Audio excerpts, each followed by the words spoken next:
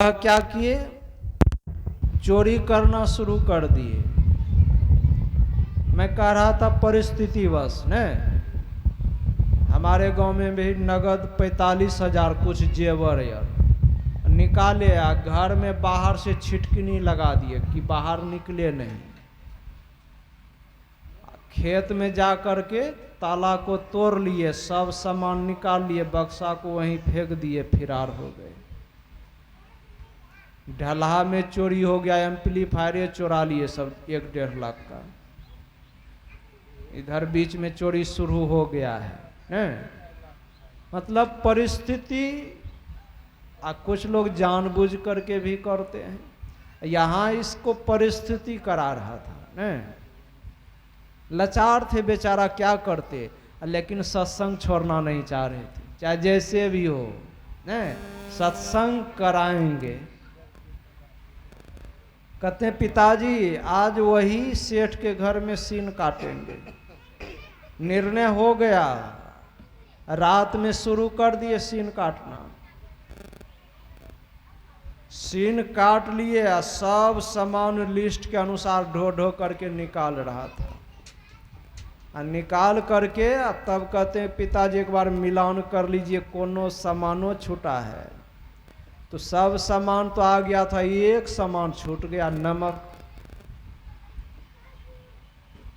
पिताजी कहते बेटा छोड़ो, नमके ठोन बचा है, कल व्यवस्था हो जाएगा। कहते नहीं पिताजी, कल सत्संग करना है, सिर्फ कोई व्यवस्था नहीं, कोई व्यवस्था नहीं करना है, आज ये व्यवस्था करना है सब। नहीं, सत्संग में किसी तरह के बाधा नहीं हो। इसलिए वे क्या किए, कहते पिताजी मैं तुरंत आता हूँ नमक लेकर के। अब एक के समान न है। गए, नमक ले रहे थे, तेजी से धरफड़ करके निकल रहा था। जैसे बाहर निकले, नमक लेकर के निकल रहे थे, एक बर्तन में ठोकर लग गई, बर्तन ढनमना गया। सेठ की नींद टूट जाती है। सेठ देखा कि घर में चोर घुस गया है, दौड़ा पकड़ने के लिए। इतना जोर से दौड़ा कि अंत में उसका टांग पकड़ लिए। टांग हर निकल गया था। कहते हैं पिताजी मेरा टांग पकड़ लिया है सेठ, जल्दी से आप दोनों हाथ पकड़ लीजिए मेरा। उनके पिताजी दोनों हाथ पकड़ लिए। अब सेठ अंदर खींच रहा है टांग पकड़ के, इनके पिताजी बाहर खींच रहा है। अब दोनों का बल बराबर है, कोई नहीं खींच पा रहा है। क्रम बहुत देर तक चला। 3 बज रहा था न, 3 बज रहा है तो धड़कन बढ़ेगा कि नहीं, सुबह होने वाली है। तो धड़कन तो और तेज हो गया कि अब तो जुलूम हो जाएगा। अब कहते हैं पिताजी अब क्या होगा, सुबह हो जाएगी तो बड़ा मुश्किल, लोग जान जाएंगे फलना बाबू चोरी करके सत्संग कर रहे, कराने के लिए जा रहे थे। गुरु महाराज की बहुत बड़ी बदनामी होगी। अब मुश्किल है। एक काम कीजिए पिताजी, अब दूसरा उपाय कोई नहीं है। आप मेरा सिर काट लीजिए। सिर काट लेंगे, सेठ पहचान नहीं सकेंगे। नहीं, मुंहियस न पहचानता है। जिसका मुंह ही नहीं रहेगा पहचानेगा किसका शरीर है। पिताजी मेरा सिर काट लीजिए और आप कल सत्संग बढ़िया से करा लीजिएगा, मेरी चिंता नहीं कीजिए। पिताजी कहते हैं ये तुम क्या कह रहे हो, ऐसा कहीं हुआ है अपने पुत्र का पिता गला काट दे, ये हमसे नहीं होगा। कहते हैं पिताजी अब विचारने का समय नहीं है, सोचने समझने का समय नहीं है, सुबह हो जाएगा। आप जल्दी से मेरा सिर को काटिए, विलंब नहीं कीजिए। पिताजी कहते हैं पुत्र हमसे ये काम नहीं होगा, चाहे जो हो, हम ऐसा नहीं कर सकते। कहते हैं पिताजी आप विचार नहीं कीजिए, जल्दी से मेरा सिर काटिए। अब देखिए ये मूसन के अंदर सत्संग के प्रति कितना लगन है न, अब अपना प्राण को भी न्यौछावर करने के लिए तैयार है न। सत्संग चाहे जैसे भी हो, प्राण चला जाए तो चला जाए, सत्संग होना है। प्राण को दांव पर लगा दिए। पिताजी तैयार नहीं है, अब पूरा जिद ठान लिए। पिताजी आप क्या सोच रहे हैं, जल्दी से मेरा सिर काटिए। जब पूरा जिद ठान दिए, अब तो पिताजी तो बेबस हो गए। पिताजी की आंखों से आंसू की धारा बह रही है। कहते पुत्र ये कैसे होगा? कहते पिताजी विलंब नहीं कीजिए, जल्दी से कीजिए। अपने छाती को पत्थर बना लिए और क्या करते हैं, तलवार लेते हैं, अपने पुत्र के सिर को काटते हैं। काट लिए, सिर को लेकर के चले गए घर। घर में ले जाकर के रख दिए। अब रो रहे हैं। एक ही पुत्र था, कमा करके मुझे भोजन खिलाता था, अब मुझे कौन खिलाएगा? रो रहे हैं। इधर सेठ जो था, जैसे घीचा देखता है तो इसका सिरे नहीं है, कौन आदमी है नहीं है। और सुबह हो जाएगा, लोग जान जाएंगे किसका मर्डर कर दिया है, नहीं केस में फंसा देंगे। इससे बढ़िया सुबह होने से पहले लाश को गुम करो, हैं छिपाओ कहीं। उसी के घर के सामने में थोड़ा सा जंगल था, उठाया कंधा पर और उसी जंगल में फेंक दिया ले जाकर। अब पिताजी यहाँ रूम में रो रहा था, लेकिन जब फिर रोते रोते बेकल हो जाते, बर्दाश्त नहीं होता था, फिर बाहर निकल जाते थे। फिर क्या होता है, फिर संतुष्टि नहीं, फिर सिर के पास जाते हैं। ये जो कर्म चल रहा था, घर जाना फिर बाहर आना, इसी कर्म में नजर पड़ गया। वहां देखते हैं तो मेरा ही पुत्र का शरीर है। तो फिर क्या करते, उसको शरीर को उठा करके घर लाए, घर में लेटा दिए और गला में सिर को सटा करके और ऊपर से चादर ओढ़ा दिए। थोड़ी सी संतुष्टि मिली न, मतलब बहाना। लोग पहले बहाना ढूंढते हैं ना, ये जो मैं चोरी किया हूं इससे मैं कैसे बचूंगा। यहाँ ये भी सोच रहे हैं कि मैं कैसे बचूंगा, कैसे लोगों को कहूंगा न। तो ये बहाना हो गया कि लोग पूछेंगे तुम्हारा पुत्र कहाँ है, कहेंगे कि तबीयत खराब है न। कोई बहाना मिल गया, थोड़ी सी संतुष्टि। सुबह हो गया, भंडारी सब पहुंच गए, बाबा भी पहुंच गए, सब सामान दिए, भंडारा चालू है, सत्संग इधर शुरू। सत्संग हो रहा है, उनके पिताजी आगे में बैठे हुए हैं, मूरी झुकाए हुए हैं। आंसू को पी गए, मतलब जरा सा भी ये सोच रहे कि सत्संग में विघ्न नहीं हो, आंसू गिरने के लिए नहीं दे रहे हैं, बैठे हुए हैं मूरी नीचा करके। सत्संग जैसे समाप्त हुआ, अर्जुन देव जी महाराज पूछते हैं क्या बात है?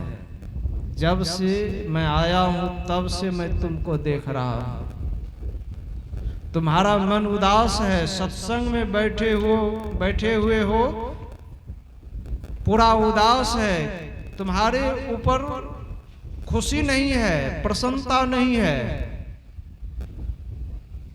और तुम्हारा पुत्र था जो समय लिया था, वो कहाँ है? जब से आया हूं नहीं देख रहा हूं। अब तो ये कुछ नहीं बोल रहे हैं, मुड़ी नीचा किए हुए हैं। अर्जुन देव जी महाराज कहते हैं, मैं पूछ रहा हूं, कुछ जवाब तो दो। कई बार पूछे, कई बार कहते तुम्हारा पुत्र कहाँ है, जल्दी बोलो। तब अंत में देखे कि अब बाबा नहीं मानने वाले हैं, तो कहते हैं कि बाबा हम उसको जगा करके थक गए। नहीं, कोई लोग मरता है तो कहते हैं सोया हुआ है, नहीं मेरा बेटा सोया हुआ है, नहीं ऐसा कहते हैं। उसी तरह से यह कह रहे हैं कि बाबा मैं बहुत प्रयास किया जगाने का, कि बाबा आए हैं आकर के प्रणाम कर लो, मेरा बात को ही नहीं सुनते हैं। तो बाबा कहते हैं अरे कुछ भी हुआ हो, तबीयत ही खराब हो तो कम से कम आना चाहिए प्रणाम करने के लिए। कहते हैं बाबा मैं थक गया हूं, कहते नहीं जीवित रहेगा तब तो सुनेगा, हैं? वो तो मुर्दा हो गया है, कैसे सुनेगा। कहते हैं बाबा अगर आप बुलाते, अगर आपके बात को मान लेता, मेरा बात तो नहीं मान रहा है। आपका बात मान जाए, एक बार बुला कर को तो देखिए, मेरा बात को नहीं मान रहा, थक गया। तब अर्जुन देव जी महाराज कहते हैं मूसन कहाँ हो? अरे जब से आया हूं तुम एक बार भी नहीं मुझसे मिलने के लिए आया, कहाँ हो? जल्दी से आओ मेरे पास। 2 बार 3 बार आवाज लगाए, 4 बार आवाज लगाए। जैसे चौथा बार आवाज लगाते हैं उसका क्या होता है, सिर गर्दन से जुट गया। 5वें बार आवाज लगाते हैं मूसन कहाँ हो, जल्दी से मेरे पास आओ। 5वें बार आवाज लगाए, उनके अंदर चेतना आ गई, जीवित हो गए और उठ करके आते हैं, गुरु महाराज के चरणों में गिर जाते हैं। गुरु के चरणों में गिर जाते हैं और गुरु क्या करते हैं, उसको उठाते हैं, छाती से लगा लेते हैं। गुरु के अंदर भी आंख से आंसू की धारा बहने लग गई और कहते हैं मूसन तुमने आज इतिहास में एक बहुत बड़ा नाम कमा लिया।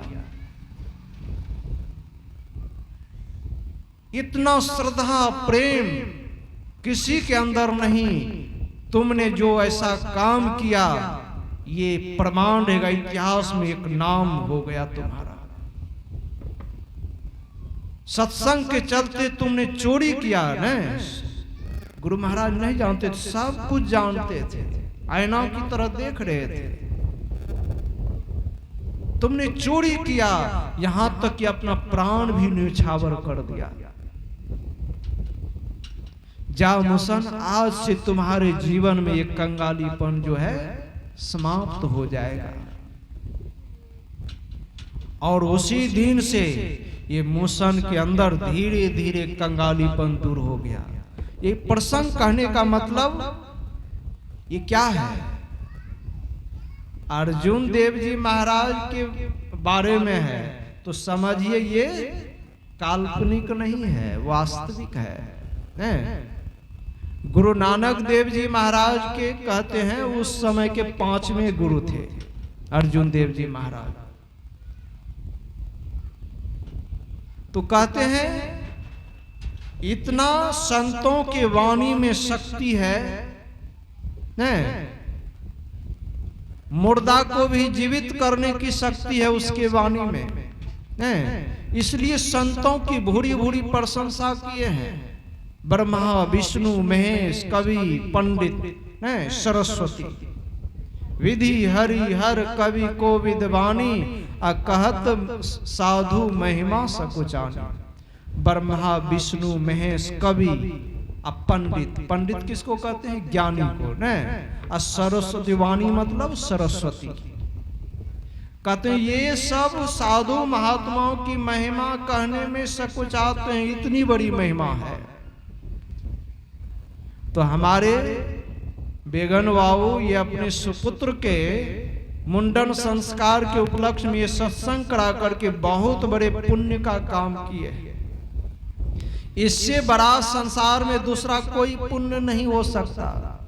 अपने भी सत्संग किए, उस बच्चे के जीवन में भी सत्संग के प्रति आस्था प्रेम बढ़ाने के लिए सत्संग किए, और समाज के लोगों को भी, और हम साधु महात्माओं को भी सत्संग से लाभ दिला रहे हैं। ये बहुत बड़ा पुण्य का काम है। इससे जीव का अवश्य उद्धार होता है, कल्याण होता है।